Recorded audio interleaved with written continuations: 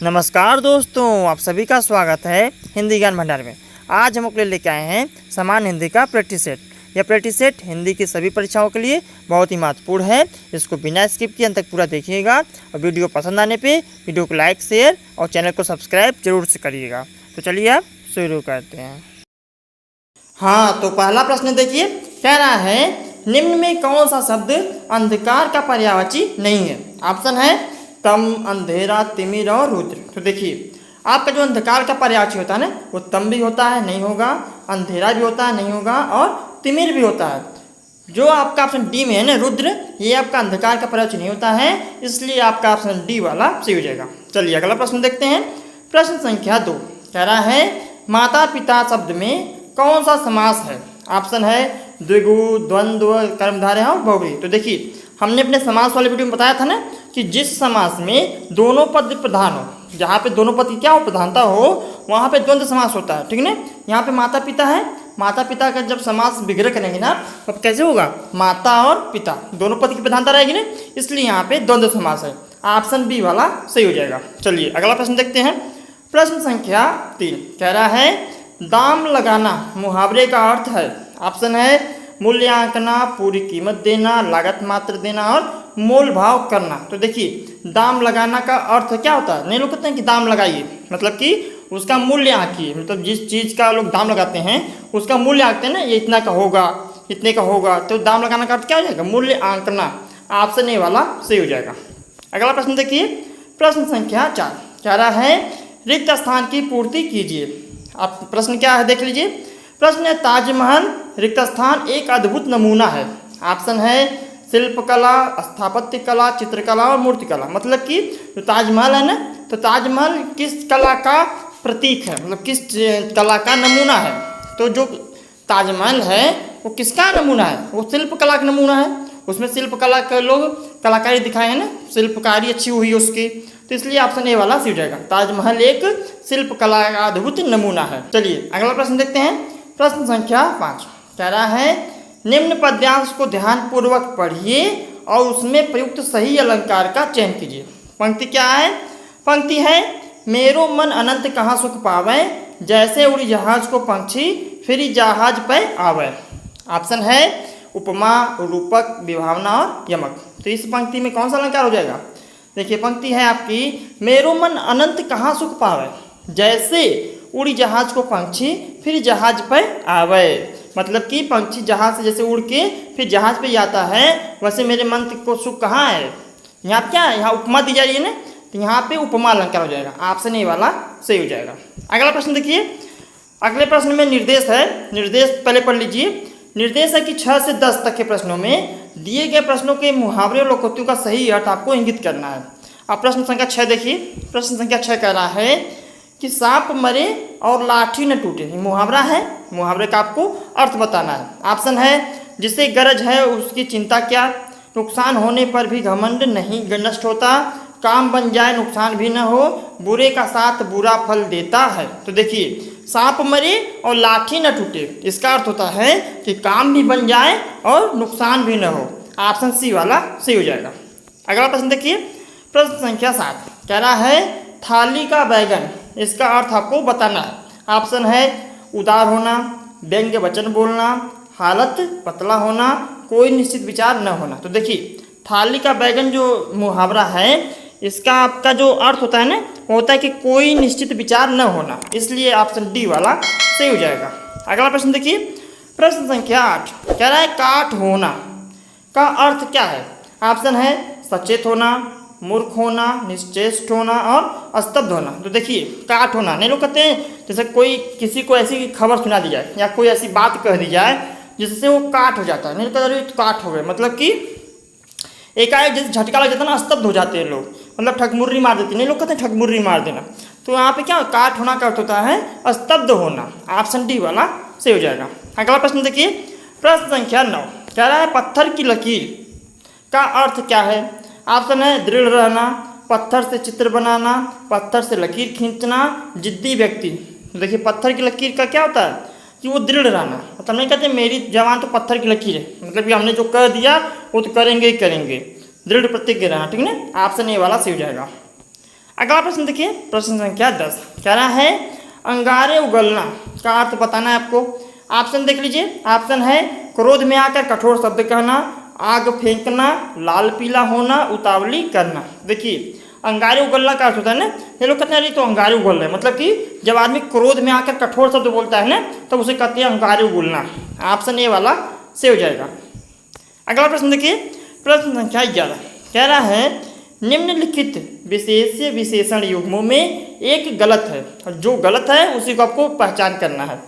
Option है सर्वसुलभ, ताजी रोटी, कर्मनिष्ठ और भाव विभव। तो देखिए जो आपका विशेष्य विशेषण का युग्म है ना, सर्वसुलभ ये भी सही है, ताजी रोटी ये भी सही है और भाव विभल ये भी सही है। जो कर्मनिष्ठ है ये आपका युग्म गलत है। ऑप्शन सी वाला सही हो जाएगा क्योंकि आपको गलत ही पहचानना था। अगला प्रश्न देखिए, प्रश्न संख्या 12 कह रहा है व्याकरण की दृष्टि से कौन सा शब्द विशेषण नहीं है। देखिए नहीं वाला शब्द अक्सर हम बताते हैं, बड़े ध्यान से पढ़ा करिए, अक्सर लोग नहीं वाला प्रश्न गलत करते हैं। ऑप्शन है भयभीत, निर्भीक, भीरु और भय। तो देखिए आपका व्याकरण की दृष्टि से ना भयभीत भी विशेषण है, निर्भीक भी है और भीरु भी है। जो आपका भय शब्द है ना ये आपका विशेषण ना होकर क्या है विशेष्य शब्द है। ऑप्शन डी वाला सही हो जाएगा। भय से बनता है भयभीत, ठीक ना, भय आपका विशेष्य है। अगला प्रश्न देखिए, प्रश्न संख्या 13 कह रहा है जिस वाक्य में एक उद्देश्य और एक विधेय होता है वह है। ऑप्शन है मिश्र वाक्य, आश्रित वाक्य, संयुक्त वाक्य और सरल वाक्य। तो देखिए जिस वाक्य में एक उद्देश्य हो और एक ही विधेय हो तो वह वाक्य कहलाता है सरल वाक्य, सिंपल वाक्य होता है, ठीक है ना, सिंपल सेंटेंस। ऑप्शन डी वाला सही हो जाएगा, सरल वाक्य। अगला प्रश्न देखिए, प्रश्न संख्या 14 कह रहा है निम्नलिखित में मिश्र वाक्य क्या है। देखिए यदि आपको मिश्र वाक्य क्या है, संयुक्त क्या वाक्य क्या है और सरल वाक्य क्या है, इन चीज़ों को पहचानना ना आता हो ना, तो हमने इसको पहचानने की एक ज़बरदस्त ट्रिक वाला वीडियो बनाया हुआ है। आप हमारे हिंदी ग्रामर के प्लेलिस्ट में जाके उनको विजिट कर सकते हैं। तो इसमें देख लीजिए ऑप्शन क्या है, तुम यहाँ से चले जाओ, तुम यहाँ से चले जाओ और पढ़ो, तुम यहाँ से तब जाओ जब पढ़ने की इच्छा हो, तुम यहाँ से जाकर पढ़ो। तो देखिए जब मिश्र वाक्य में हमने बताया था ना, मिश्र वाक्य में शब्द जुड़े रहते हैं।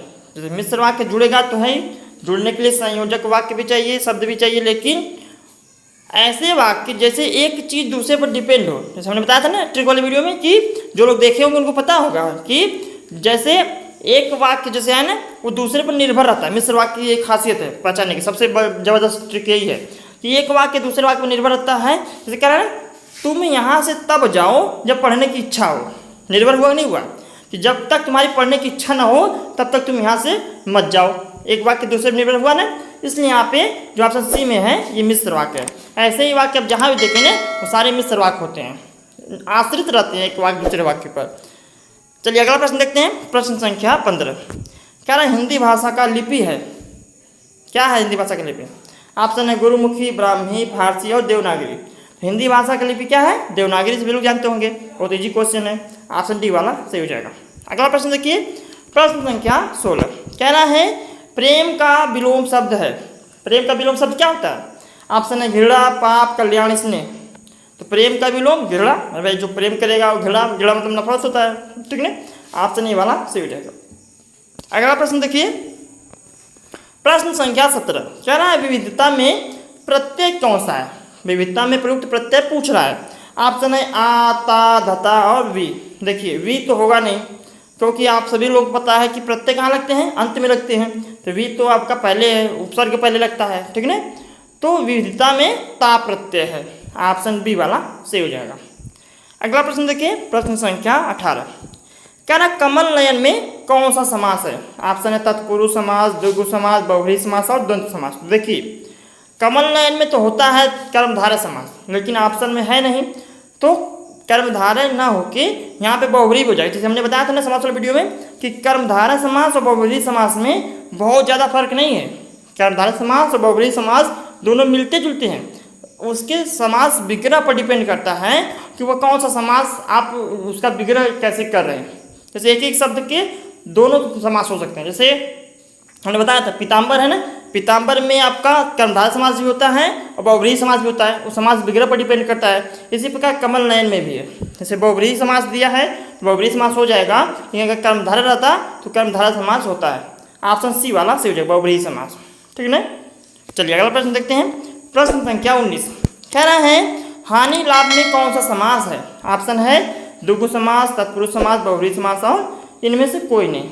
देखिए हमने बताया था ना कि जहाँ पे दोनों पद प्रधान हो वहाँ पे द्वंद्व समास होता है। तो यहाँ पे दोनों पद प्रधान है, इसका समास विग्रह करेंगे कैसे होगा, हानि और लाभ।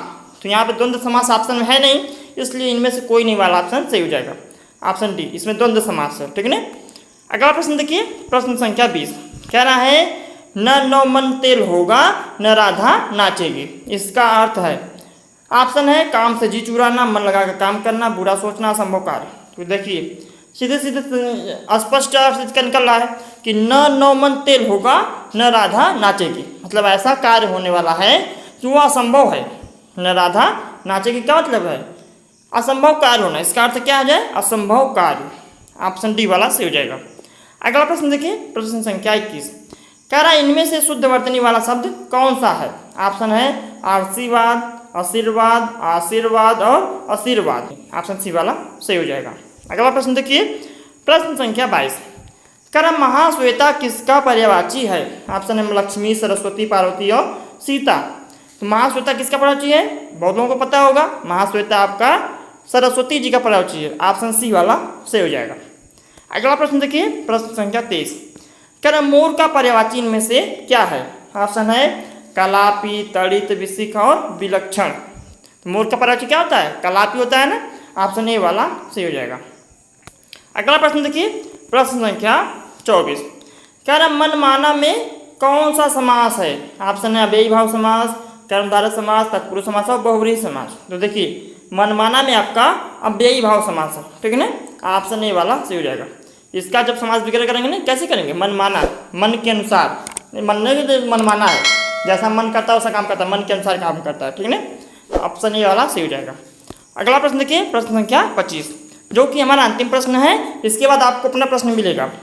तो देखिए कह रहा है अपने मरे बिना स्वर्ग नहीं दिखता का अर्थ होगा। ऑप्शन है स्वयं प्रयत्न करने पर ही काम बनता है, विपत्ति में पड़े बिना अच्छा फल नहीं मिलता, प्रयत्न किए बिना वास्तविकता सामने नहीं आती, स्वयं ही सब कार्य करना पड़ता है। तो देखिए अपने मरे बिना स्वर्ग नहीं दिखता का अर्थ होता है स्वयं प्रयत्न करने पर ही काम बनता है, बिना अपने प्रयत्न किए कोई काम बनने वाला नहीं है। ऑप्शन ए वाला सही हो जाएगा। और एक प्रश्न है आपके लिए जिसका उत्तर आपको कमेंट करके देना है। आपका प्रश्न क्या है, आपका प्रश्न है पाश्चात्य का विलोमार्थक शब्द है। ऑप्शन है पौर्वात्य, पूर्वीय, पूर्वीय और नवीन। जिसका उत्तर सही होगा उसके कमेंट को हम पिन कर देंगे, सभी लोग देख सकते हैं। तो हमें उम्मीद है कि आपको वीडियो पसंद आया होगा। यदि वीडियो पसंद आया तो वीडियो को लाइक कर दीजिए और अपने फ्रेंडों के साथ शेयर भी कर दीजिए, क्योंकि ज्ञान बांटने से ज्ञान बढ़ता है। और हमारे सभी अपडेट को पाने के लिए हमारे चैनल हिंदी ज्ञान भंडार को सब्सक्राइब करके बेल आइकन दबाना न भूलें।